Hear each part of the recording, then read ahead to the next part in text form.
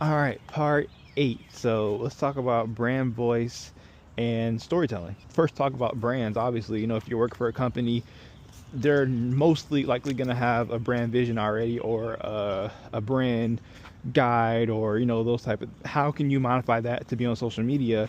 Can be a challenge sometimes, but if you get to know the brand and then you see, like, okay, so this is what, let's say for Quaker Oatmeal, I don't know, if I'm working for Quaker Oatmeal social media, I'll be like, okay, Quaker Oatmeal, morning time, good hearty breakfast. Okay, so my people are going to be kids. They're going to be parents of kids. They're going to be, maybe elderly folk who, need like a soft mushy meal. Things like that. I'm just making this stuff, obviously, but just seeing who your audience is and then seeing how you want to convey your storytelling.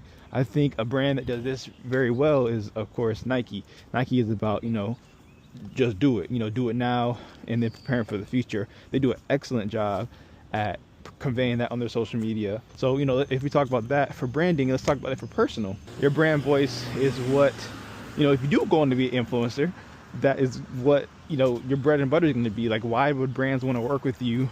Why would people want to follow you? It's because, you have a brand voice, a brand vision, a brand goal. So if you can knock that out and keep it consistent, and it can change, it can 100% change. If you're going through different things in life, I know a lot of people, they focus on, like, if they have like an illness, like a cancer or sickness, they do their journey, and of course, when they start it, they go into the diagnosis, then they get into their treatment, the aftermath of that, and then once they're cured, once they got rid of that illness, then people sometimes shift to lifestyle content, or sometimes people shift to keep talking about cancer, but now they're advocate for cancer rather than talking about their own cancer diagnosis, or they're telling people what they wish they would have known. So really just using that, your brand voice, to structure your page.